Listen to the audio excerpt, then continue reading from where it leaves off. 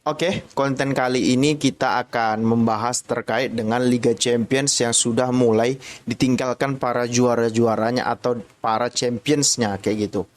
Hal ini bukan tanpa alasan karena mulai banyak para pemain-pemain yang langganan masuk Liga Champions ataupun yang juara-juara Liga Champions itu satu persatu sudah mulai meninggalkan sepak bola Eropa, which is mereka tidak akan main lagi di UEFA Champions League yang mana itu khusus liga-liga para juara liganya Eropa kayak gitu. Nah, aku ingin memulai dari sebuah peribahasa yang mengatakan bahwa setiap masa itu ada orangnya dan setiap orang itu ada masanya kayak gitu. Artinya tidak ada orang itu yang akan abadi,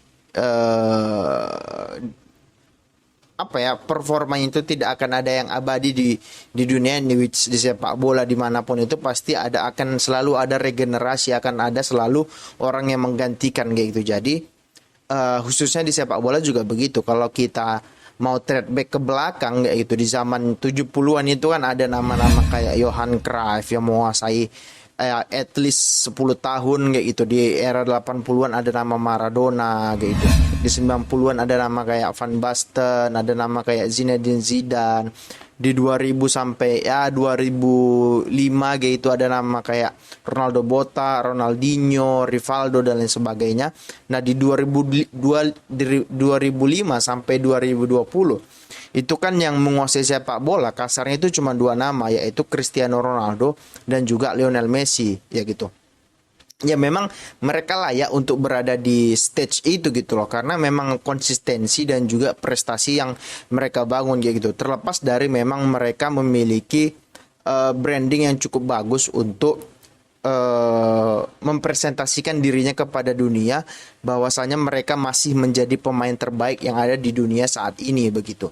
Nah, maka dari itu kayak gitu, aku kepikiran membuat sebuah konten bahwasanya kok makin lama makin banyak ya pemain-pemain top-top Eropa yang sudah meninggalkan Eropa, which is either itu karena misalnya uang, karena misalnya ataupun karena misalnya mereka sudah merasa mereka tidak layak lagi, ya kasarnya karena umur mereka memang sudah tidak bisa bersaing lagi, karena setiap tahun itu kan akan selalu ada pemain-pemain muda yang mentereng yang datang, yang mana ya pasti secara stamina, secara fisik, secara stamina juga akan melebihi, ya kasarnya kalau kita pakai patronnya adalah Ronaldo dan Messi, pasti akan melewati mereka berdua. Mungkin secara prestasi mungkin belum gitu, cuman secara fisik ya pasti yang muda-muda ini yang umur 19 20 tahun itu kan pasti bisa lah menggantikan Ronaldo dan juga Messi begitu. Nah, kalau kita lihat ya beberapa tahun belakangan inilah, yang pertama yang juara Eropa yang pertama kali itu meninggalkan Eropa ya Cristiano Ronaldo kayak gitu. Diawali dengan ketidakharmonisannya dengan Erik ten Hag, karena Erik ten Hag merasa Ronaldo kasarnya sudah habis, yang artinya dia sering dicadangkan ya, which is menurutku itu bagus karena itu menunjukkan otoritarisasi dia di dalam ruang ganti, bahwasanya dia tidak peduli mau pemain bintang mau tidak pemain bintang, ya aku di sini bosnya, I'm the boss kayak gitu. Tapi memang menurutku ketika Ronaldo pindah ke Al Nassr yang mana dia mendapatkan kontrak hampir 4 triliun dalam 2 musim kurang lebih, ya menurutku itu win-win solution, karena menurutku juga Ronaldo setahun terakhir ini menurutku sudah habis lah gitu. Sudah habis dalam artian mungkin secara fisik atau mental mungkin dia masih berada di level dia paling terbaik di antara seluruh pemain yang ada di dunia ini. Menurutku secara fisik dan mental dia masih nomor satu gitu. Cuman insting mencetak gol dia menurutku itu sudah hilang. Ronaldo yang kita kenal kan ya 2 peluang 1 gol, tapi di MU ya 3-4 peluang baru 1 gol, itu kan merugikan tim kayak gitu. Yang artinya efisiensi dan efektivitas itu adalah senjata utama para striker gitu. Bisa dilihat setahun terakhir ketika dia bermain di MU, dia butuh banyak peluang untuk mencetak gol gitu. Peluang-peluang di depan gawang dia tidak cetak gol, ataupun bola yang seharusnya dia umpan ke depan dia malah umpan ke belakang. Artinya ya memang dia memiliki riwayat cedera ACL, memutuskan diri untuk bermain secara profesional, yang artinya ketika menandatangani kontrak ya dia harus memberikan segalanya apa yang ada di dalam dirinya, baik fisik, mental, sedih, tawa, nangis dan lain sebagainya gitu. Nggak alasan bahwasanya dia memiliki riwayat cedera kayak gitu. Nah, yang selanjutnya itu ada yang baru-baru ini adalah Karim Benzema gitu loh.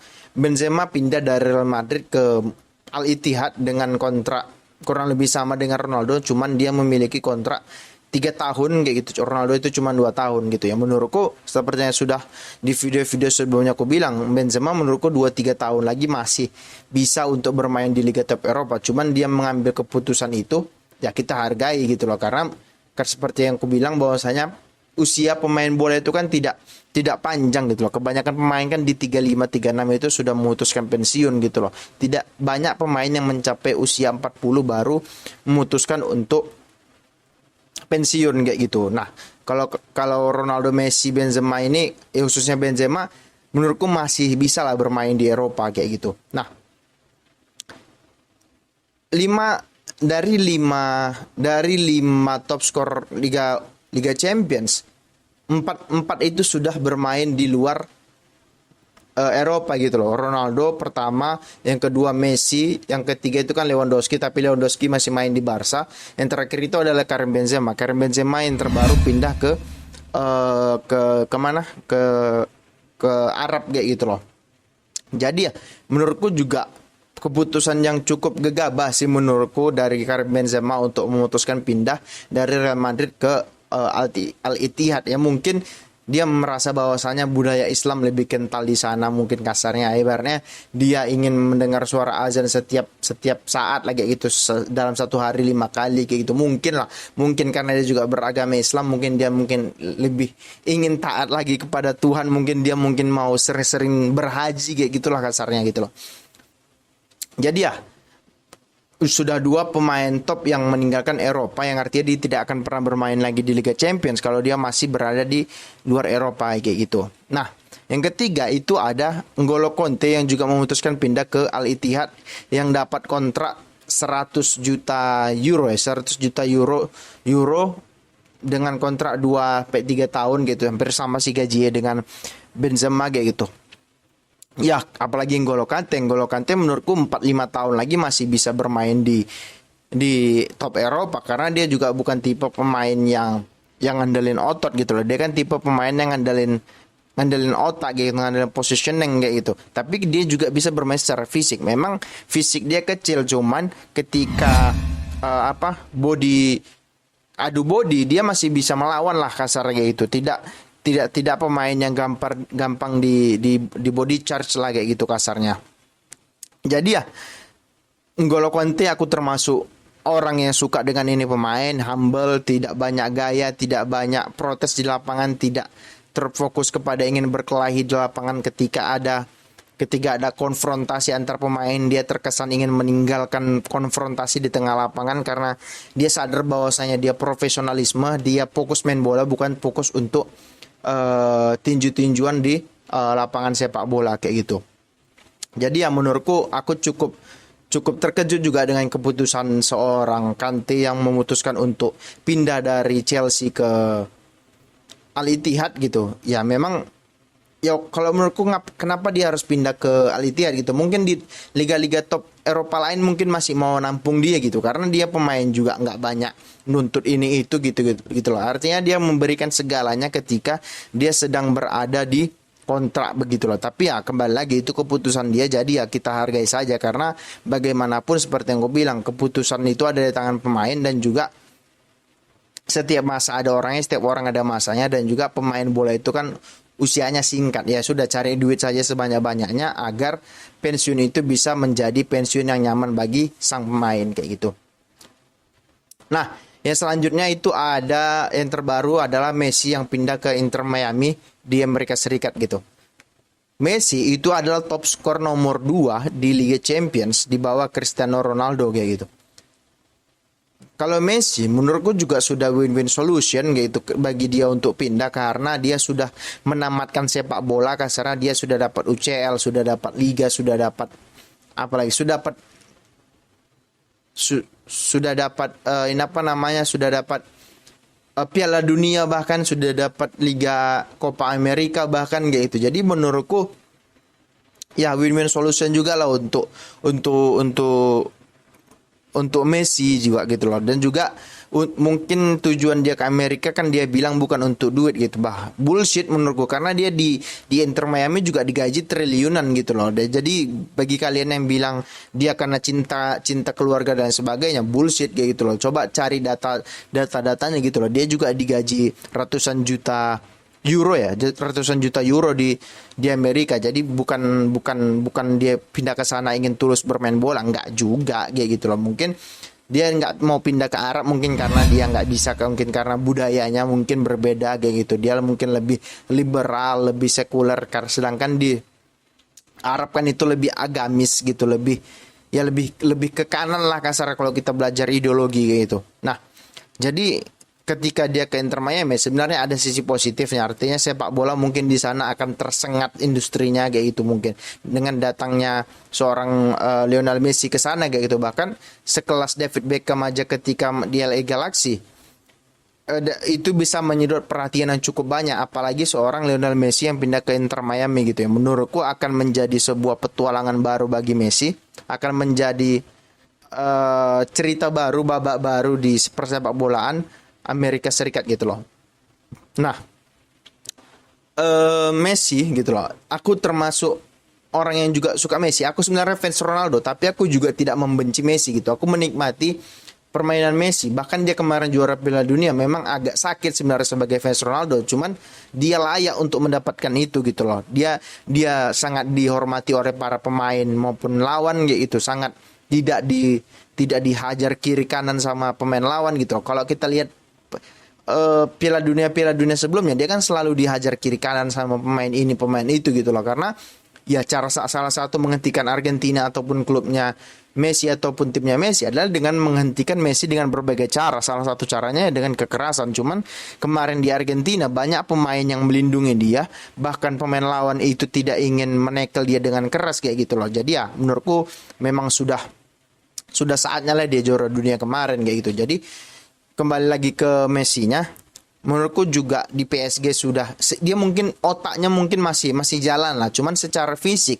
dia bukan Messi yang kita kenal ya, at least 5 sampai 7 tahun terakhir yang bisa gocek lewatin 4-5 pemain kayak gitu, yang artinya yang ingin ngepres, yang ingin membantu pertahanan. Dia lebih kepada efisiensi, mengefisiensi tenaga dia agar tidak terlalu terkuras ketika bertahan, dan ketika menyerang dia memiliki andil yang cukup banyak ketika menyerang. Jadi menurutku juga sebuah hal yang sebuah hal yang positif juga bagi Messi juga. Ya dia layak mendapatkan kontrak segitu bahkan lebih gitu, karena impact yang akan diberikan dia, apa yang sudah diberikan dia kepada sepak bola gitu. Cuman kita sebagai fans sepak bola Eropa dan dunia pasti akan merasa kehilangan, 2 bintangnya sudah hilang kayak gitu loh. Nah, pertanyaannya sekarang kan, ketika mereka ini sudah pergi, apakah sepak bola Eropa atau Liga Champions akan kehilangan magisnya gitu? Menurutku enggak gitu, karena masih ada pemain-pemain yang kayak Neymar juga belum pindah, mungkin masih ke Liga Top Eropa. Mbappe masih ada, Haaland masih ada, Bellingham masih ada gitu loh, Camavinga masih ada gitu, Rashford bahkan masih ada kayak gitu. Jadi menurutku ya seperti yang aku bilang, setiap masa itu ada orangnya, setiap orang itu ada masanya. Tidak akan mungkin setiap generasi itu kehilangan superstarnya gitu. Apalagi sepak bola yang mana lebih besar kasarnya dari PBB kayak gitu kasarnya, dengan pemain sepak bola yang beratus juta mungkin di seluruh dunia. Masa tidak ada 1-2 pemain yang bisa menjadi role model bagi pemain lainnya gitu ya.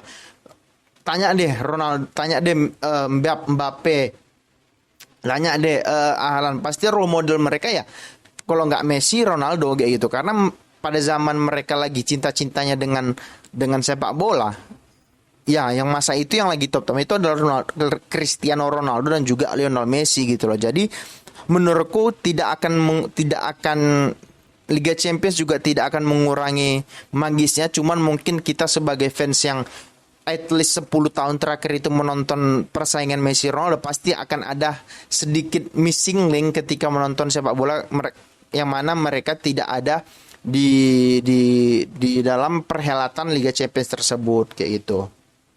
Oke. Itu dulu terkait dengan konten kali ini. Bagi kalian yang sudah subscribe, terima kasih. Bagi yang belum, silahkan di subscribe, di like, di komen. Dan jangan lupa kalau mau komen, komenlah komen yang beradab, karena kita adalah bangsa yang beradab. Terima kasih. Jangan lewatkan konten-konten selanjutnya. Oke, thank you dan ciao.